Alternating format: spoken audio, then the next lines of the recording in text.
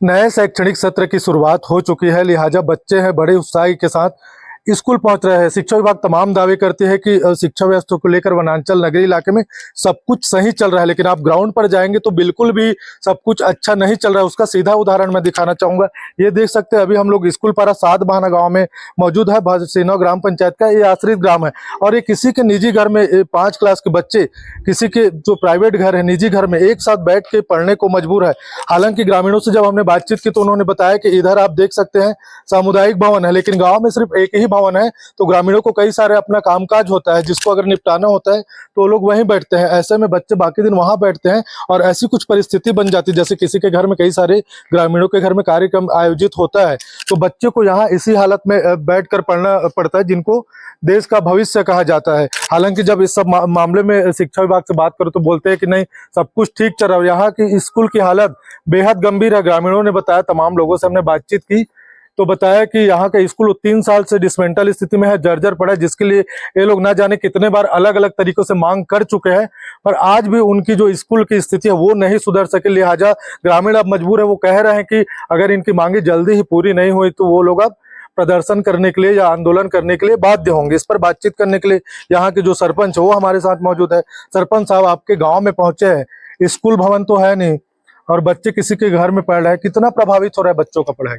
बहुत प्रभावित हो रहा है सर। पेरेंट्स तो अब कई बच्चों को प्राइवेट स्कूल में एडमिशन कर रहे हैं। स्कूल अति जर्जर है। स्कूल जर्जर होने के कारण बहुत सारे समस्याएं हो रही है। कब से समस्या बने हुए, क्या बोलते हैं? करीबन 3 से 4 विगत वर्षों से हो रहा है सर। नहीं, आप जैसे प्रथम नागरिक है, इससे पहले का मामला है, लगातार आप लोगों ने बोला कि मांग कर रहे हैं, कुछ निष्कर्ष निकला? क्या बोलते हैं जो जिम्मेदार लोग हैं? देखो सर, हम तो प्रस्ताव पर देते गए हैं लेकिन अभी तक से कुछ भी निष्कर्ष नहीं निकला है। तो इतने दिनों तक कुछ निष्कर्ष नहीं, उम्मीद है आगे कुछ हो पाएगा? उम्मीद है शिक्षा विभाग से कुछ? अब आश्वासन में यही बोलते हैं सर कि जैसे हम प्रस्ताव दिए हैं तो आगे कागज बढ़ चुका है, प्रस्ताव बढ़ चुका है, जैसे ही फंड आएगा तो बनाने चालू कर देंगे कार्य को, ऐसे करके आश्वासन देते हैं। सरपंच साहब, बच्चों के लिए स्कूल ना होना ये बेहद एक प्रकार से गंभीर मामला देखा जाए, है ना? अब इसके लिए आगे क्या रुख अपनाने वाले हो, क्योंकि मांग तो लगातार 3 सालों से कर रहे हो, आज तक स्थिति नहीं सुधरी है, तो आगे क्या रुख होगा ताकि जो आप लोग की स्थिति वो सुधर जाए बच्चों का?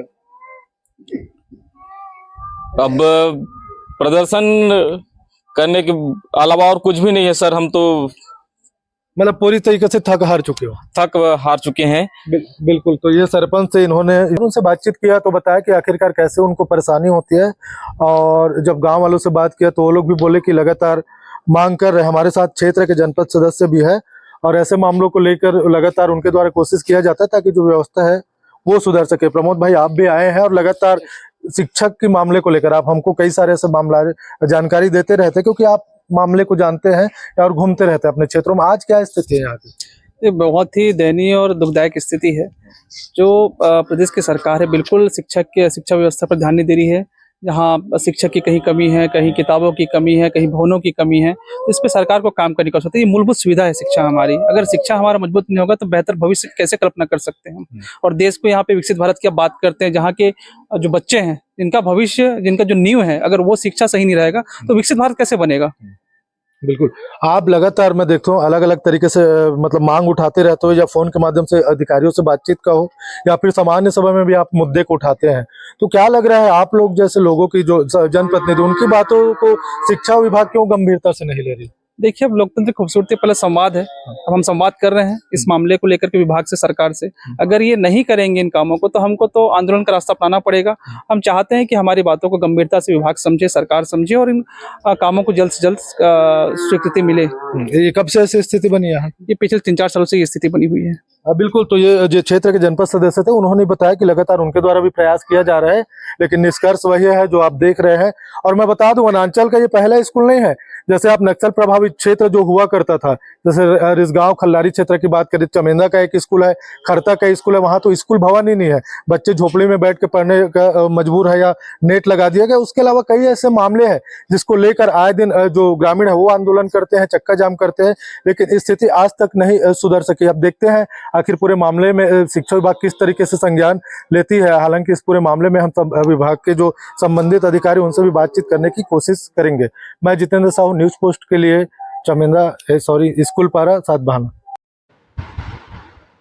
जी, बीओ से प्राप्त जानकारी के अनुसार विद्यालय जो है भवनहीन है और वर्तमान में सामुदायिक भवन में उनके बैठने की व्यवस्था की गई है और साथ ही कलेक्टर महोदय के अनुमोदन से और उनके पत्र के द्वारा उच्च कार्यालय को भवन के लिए भी पत्र प्रेषित किया गया है। पत्र प्रेषित किया गया है उच्च कार्यालय को।